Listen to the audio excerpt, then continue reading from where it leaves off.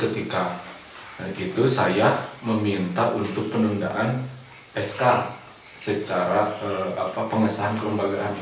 Apa yang membuat kok tiba-tiba akhirnya sampai ada pelaporan gitu? Kepala Desa Kabandungan Asep Saifuddin yang masih aktif menjabat ini digiring tim penyidik Kejaksaan Negeri Kabupaten Sukabumi ke dalam mobil tahanan karena terbukti melakukan dugaan tindak pidana korupsi hingga Rp700 lebih. Tersangka menyalahgunakan anggaran dana desa dan alokasi dana desa tahun anggaran 2019-2020 untuk kepentingan pribadi. Penahanan tersangka ini juga dilakukan tim penyidik tindak pidana khusus setelah memeriksa selama hampir 6 jam berdasarkan laporan hasil pemeriksaan LHP Inspektorat Kabupaten Sukabumi. Akibat dari penyalahgunaan dana desa ini, negara mengalami kerugian ratusan juta rupiah atau tepatnya Rp743.220.179.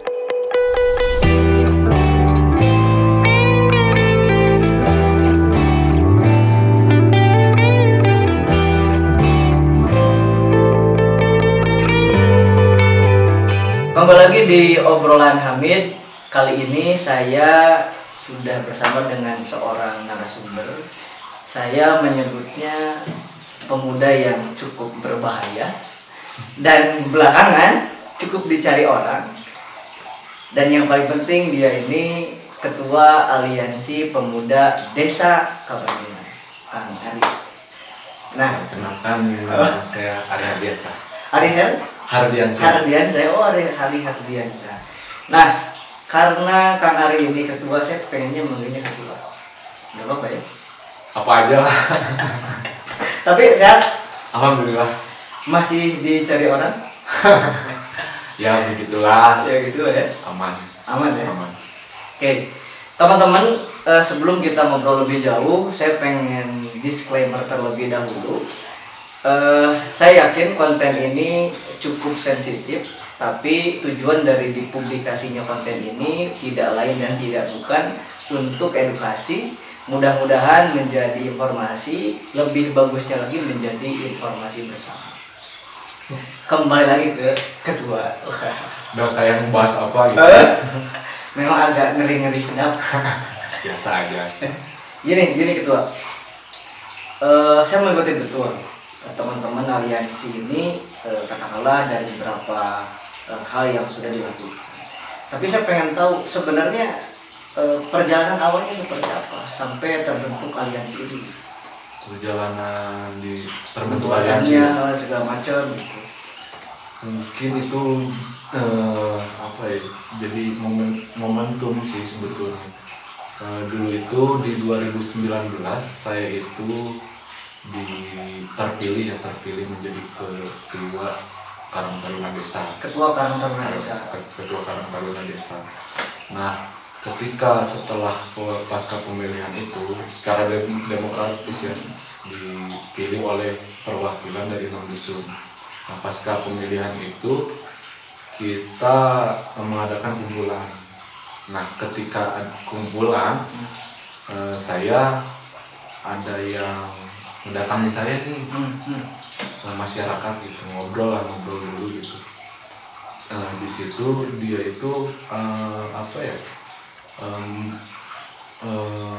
mengeluh gitu, memberikan keluhan-keluhan mengenai pemerintahan desa gitu, banyak hal lah yang berarti itu pasca terpilih ya? Pasca terpilih. Nah, momennya itu pas kita lagi kumpul gitu. Nah, ketika setelah ngobrol banyak gitu dengan seseorang ini gitu, saya membawa apa yang jadi masalah ini gitu dibuka di forum. Terus ketika itu saya meminta untuk penundaan SK secara pengesahan kelembagaan secara ketua terpilih itu, untuk menahan SK dulu sebelum saya mendapatkan penjelasan nih mengenai permasalahan ini.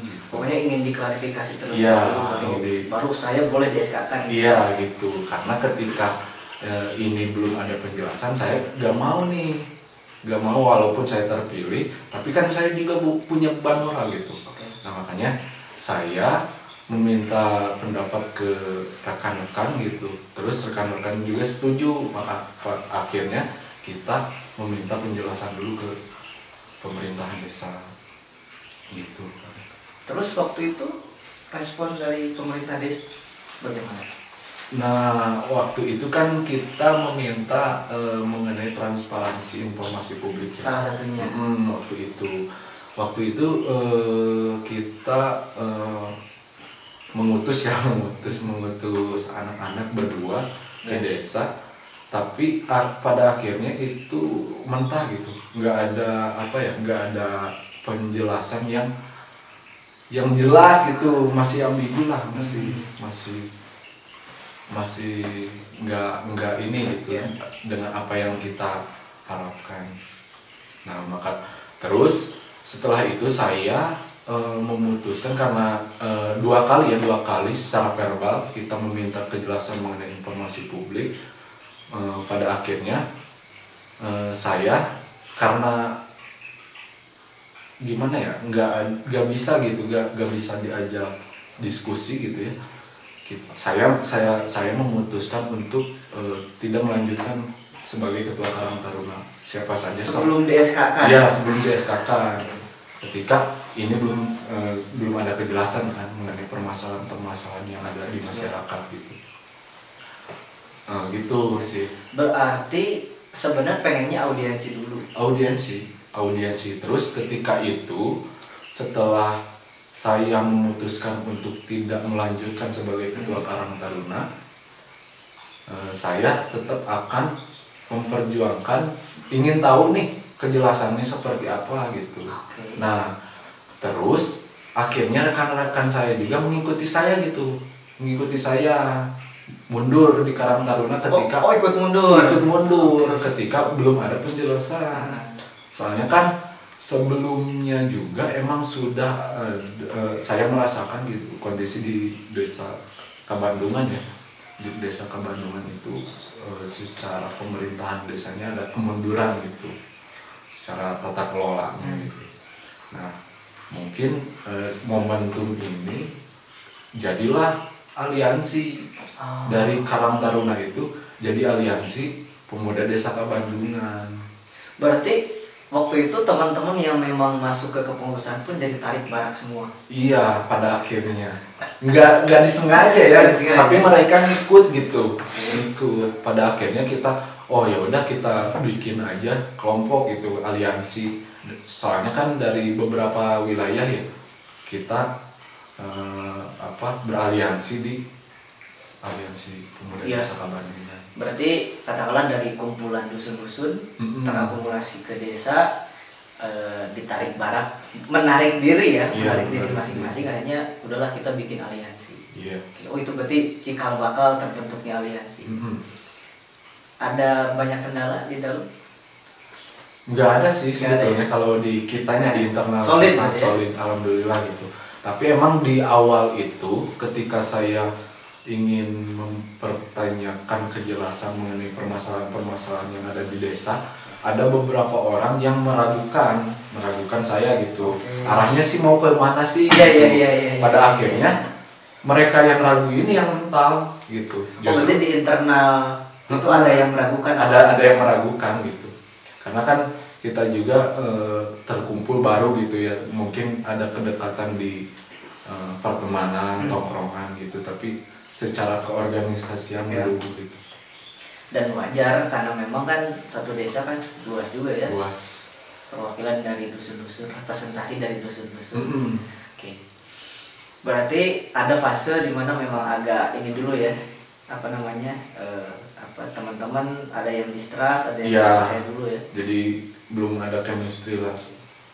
Emang mungkin sosok saya meragukan gitu, tapi alhamdulillahnya hanya beberapa orang saja gitu. Terus pada akhirnya mereka juga yang mental. Yang jadi penasaran adalah sebenarnya tujuan dari dibentuknya aliansi ini, apakah memang dari awal ditargetkan katakanlah ya untuk melaporkan atau bahkan agar supaya oknum tersebut sampai ditahan misalnya? ataukah memang apa sebenarnya itu? Nggak ada sebetulnya. Justru terbentuknya aliansi itu dasarnya kan pemerintah desa itu kita menanyakan transparansi informasi publik itu, pemerintah desa menanyakan legalitas kita gitu. Padahal kan kita adalah masyarakat gitu. Ya. Dalam undang-undangnya juga dijelaskan bahwa ada akses mempunyai hak akses voice dan hak akses kontrol Ya. gitu. Masyarakat mengenai kontrol Di ke pemerintahan pemerintahan desa. Nah makanya karena dipertanyakan lembaganya apa sih gitu. Nah makanya kita juga sulit juga kan untuk surat menyurat gitu. Makanya membentuk aliansi gitu. Pasti yang pertama yang ditanyakan ini emang dari lembaga apa? Gitu. Harus apakah harus masuk dulu lembaga untuk mempertanyakan itu? Tapi oke, kalau seperti itu gitu. Walaupun kita secara legalitas hukum tidak ada gitu ya. Karena kita hanya kelompok masyarakat gitu yang disebut, yang kita menyebutnya itu aliansi.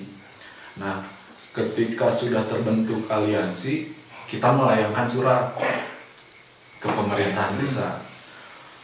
Ke pemerintahan desa ditembuskan ke kecamatan, BPD, dan Ramil Kapolsek, terus Babin Kaptibmas kalau nggak salah waktu Iya. Mengenai itu keterbukaan informasi publik sih intinya. Kita meminta kejelasan lah informasi, karena secara informasi publik di desa itu tidak ada. Biasanya kan ada banner gitu kan. Itu waktu di 2019-2020 itu nggak ada. Berarti memang sebenarnya dari awal tidak ada tujuan untuk sampai. Tidak ada tujuan untuk itu. Ini bagi teman-teman di luar sana, ya mungkin teman-teman cukup mengikuti perkembangan ataupun pemberitaan terkait kondisi desa Kabandungan, dan saya rasa teman-teman bisa cek sendiri ya di beberapa website.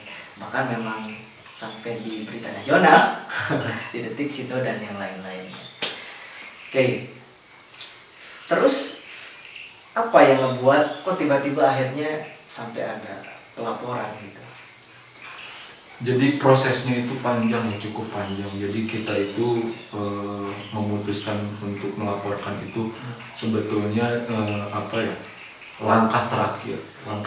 Soalnya dari awal itu kita menyurati kepala desa ya, pemerintahan desa untuk mengenai keterbukaan informasi. Saya itu menuntut untuk meminta data mengenai APBDes dan RKPDes waktu itu 2019-2020. Nah waktu itu pemerintah desa merespon, adalah pertemuannya, audiensi. Sempat ada pertemuan termasuk dihadiri oleh pendamping desa, BPD juga. Dan aparatur. Berarti secara kelengkapan aparatur memang ada ya. Termasuk koordinator abdesi kecamatan. Itu abdesi kecamatan ya. Koordinatornya ya.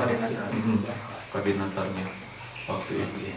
Nah, terus kita diskusi lah audiensi gitu. Kenapa sih kok sulit banget? Toh di aturannya, di regulasinya jelas kok mengenai keterbukaan informasi publik, RKPDes dan APBDes itu bisa diberikan kepada masyarakat secara dokumen. Saya juga kan mengkaji dulu sebelum melangkah gitu ya. Berarti memang ada rentetan kajian-kajian. Ada rentetan kajian-kajian. Nah, pada saat itu justru seakan-akan pemerintah desa ini ada yang ditutupi gitu.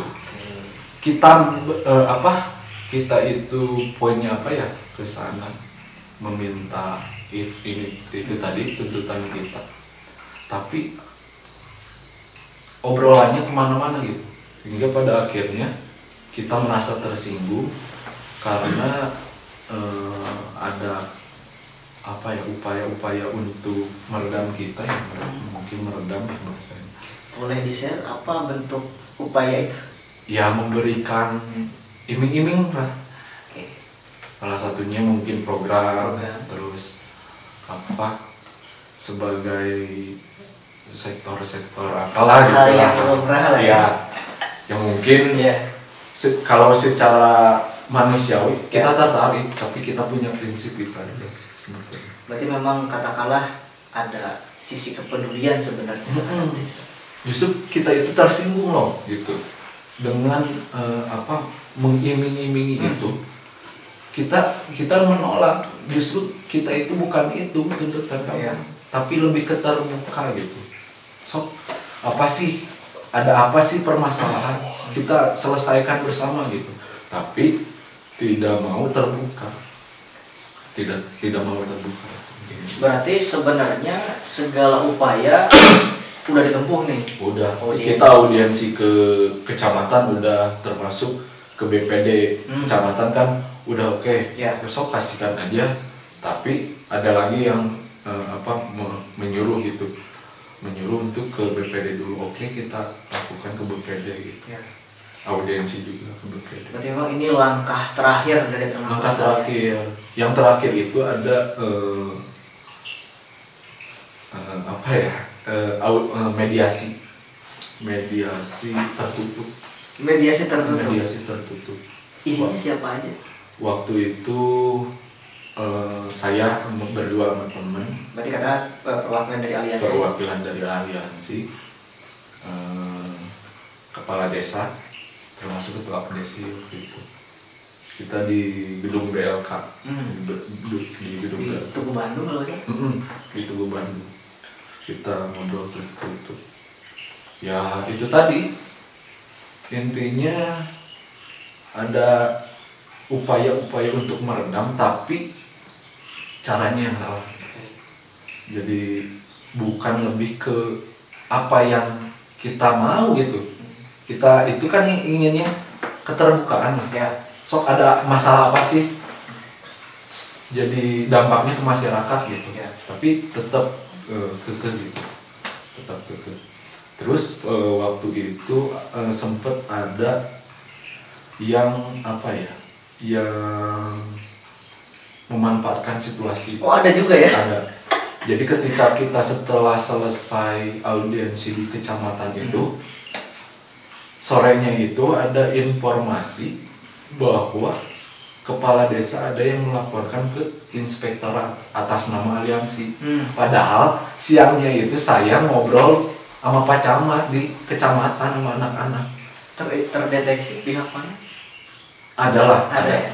Kita tahu orangnya siapa gitu, tapi oke lah itu mah apa ya? Ya bagian dari dinamikanya. Bagian dari dinamika perjalanan lah gitu. Ada juga yang memanfaatkan gitu. Iya benar, mampang. Mampang, nyair caah. Nyair caah. Itu istilah yang lebih tepat.